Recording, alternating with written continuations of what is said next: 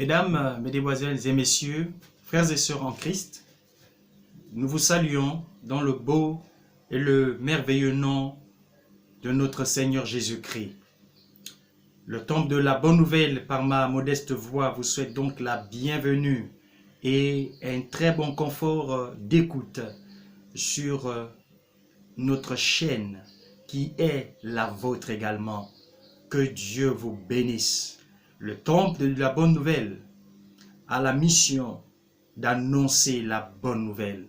Car il est dit dans Matthieu 24, verset 14, « Cette bonne nouvelle du royaume sera prêchée à toutes les nations, après quoi viendra la fin. » Donc avant la fin de toutes choses, le plan de Dieu, c'est que cette bonne nouvelle soit prêchée partout, y compris sur la chaîne du temple de la bonne nouvelle. Ce matin, nous voulons partager avec vous la parole de Dieu, cette merveilleuse parole qui nous fait du bien. Et nous voulons, sans plus attendre, lire notre texte, l'unique de ce matin, l'unique pour cette communication d'aujourd'hui. Et ensuite, nous vous communiquerons ce que nous avons retenu comme thème pour nous encourager. Bonne lecture, bonne méditation. Encore une fois, bienvenue sur cette chaîne du Temple de la Bonne Nouvelle. Nous trouvons donc notre texte d'aujourd'hui dans l'Évangile selon Luc, s'il vous plaît, au chapitre 22. Luc, chapitre 22, à partir du verset 39. Luc, chapitre 22, à partir du verset 39. Il est écrit ceci. Après être sorti, il alla, selon sa coutume, à la montagne des Oliviers. Ses disciples le suivirent. Lorsqu'il fut arrivé dans ce lieu, il leur dit, « Priez, afin que vous ne tombiez pas en tentation. » Puis il s'éloigna d'eux à la distance d'environ un jet de pierre, et, s'étant mis à genoux, il pria, disant, « Père, si tu voulais éloigner de moi cette coupe, toutefois, que ma volonté ne se fasse pas, mais la tienne. » Alors un ange du Seigneur, un ange lui apparut du ciel pour le fortifier. Étant en agonie, il priait plus instamment, et sa sueur devint comme des grumeaux de sang qui tombaient à terre. Après avoir prié, il se leva et vint vers les disciples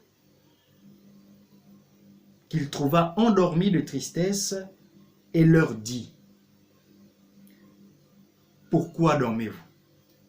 Levez-vous et priez, afin que vous ne tombiez pas en tentation. » Voilà le texte que nous avons retenu pour nous ce matin. Et le thème que nous allons aborder, nous l'avons intitulé « Où trouver des forces nouvelles ?» Où trouver des forces nouvelles? Le Seigneur Jésus-Christ est arrivé sur la terre alors que plusieurs années auparavant, au temps des prophètes, il avait déjà été annoncé.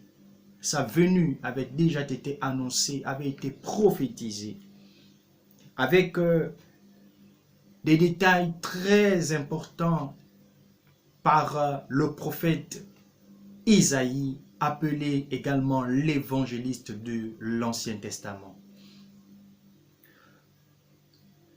Après plusieurs années de l'annonce de sa venue sur la terre, Jésus est finalement arrivé. ayant été conçu dans le sein de Marie par la vertu du Saint-Esprit, cette jeune dame fiancée à un certain Joseph, il va donc naître dans une étable. Ensuite, il va grandir, exercer son ministère à partir de 30 ans. Et durant 3 années, il va exercer avec beaucoup d'efficacité, beaucoup d'impact, son ministère terrestre. Mais sa mission, lorsqu'il vient sur la terre, est de sauver l'humanité en s'offrant en sacrifice. Alors va donc arriver ce moment important, ce moment incontournable de la mission terrestre de Jésus, de façon physique. Il devait donc mourir. Il savait déjà, vous le souvenez, lorsqu'il recense, il fait le choix de ses disciples. Parmi eux, il y a Judas Iscariote. Il sait que c'est lui qui devait le livrer. Quand le moment fut arrivé, alors Jésus va passer un temps de prière avec ses disciples. Mais malheureusement, certains vont dormir. Le traître, bien sûr, était allé faire son travail, c'est-à-dire trahir Jésus, le livrer. Jésus va donc passer un moment de prière intense. Et il va lire, comme nous venons de le lire au verset 43, bien avant le verset 43, verset 42.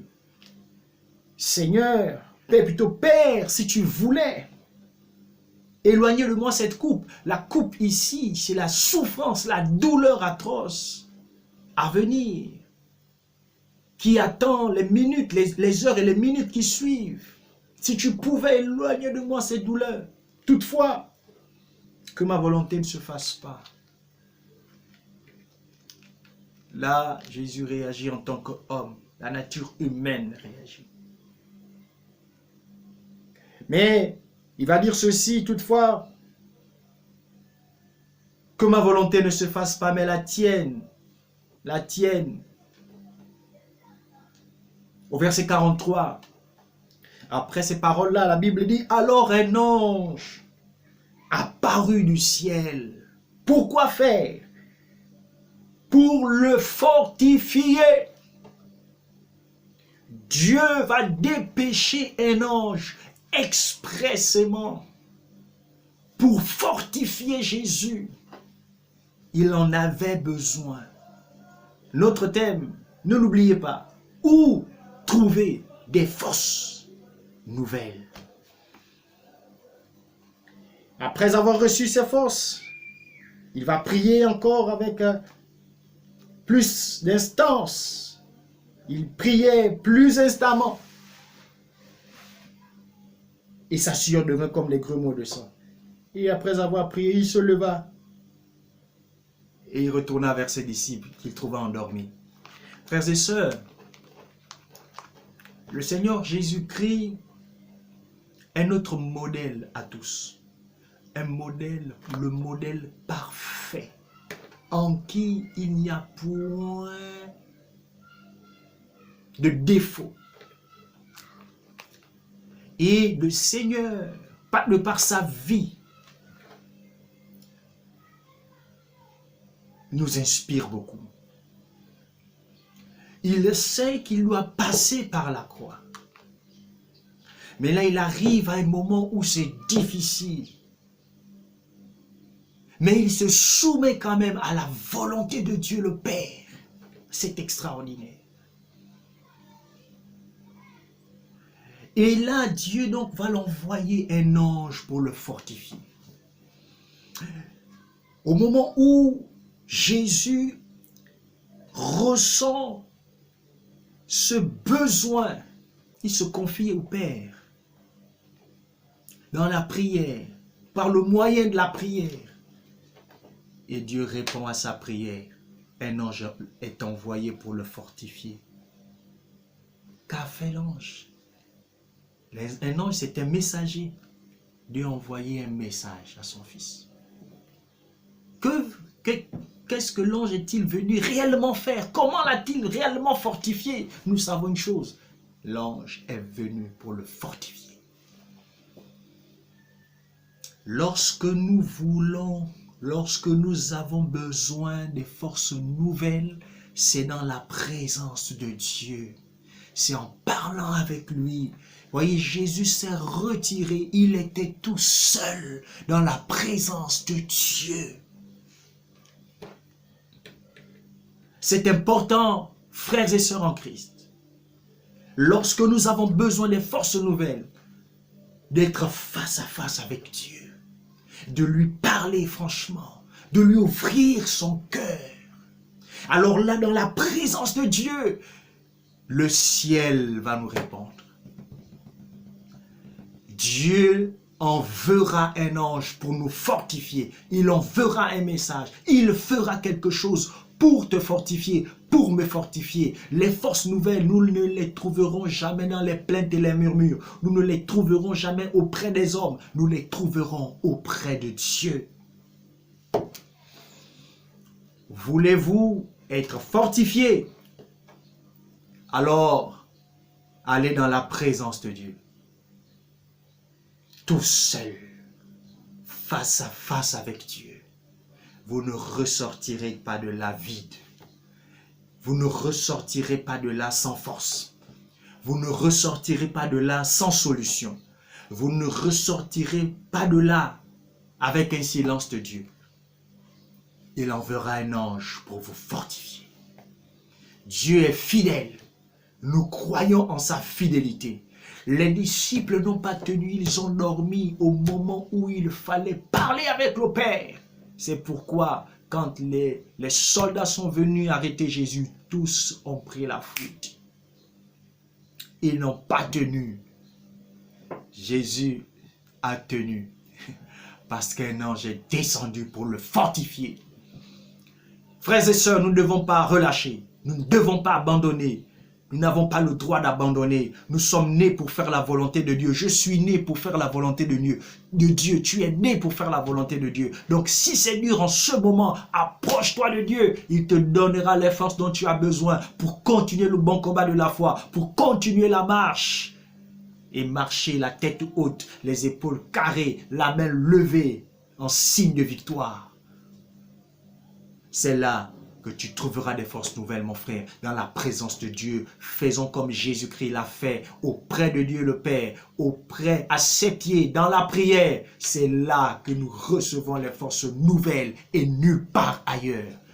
Et quand Jésus a terminé, il s'est levé avec des forces nouvelles pour aller jusqu'au bout de la mission, jusqu'au bout de sa mission. Mon frère et ma soeur, tu n'as pas encore terminé ta mission, donc n'abandonne pas, ne te relâche pas, ne renonce pas à la mission que Dieu t'a confiée. Si c'est dur en ce moment, sache que c'est le moment propice pour crier à lui, pour dire, je ne veux pas que ma volonté s'accomplisse. Mais ta volonté, quand on s'abandonne à la volonté de Dieu, alors Dieu envoie le remède, envoie ce qu'il faut pour nous donner des forces nouvelles. Recevez ce matin des forces nouvelles là où vous vous trouvez. Que Dieu vous bénisse.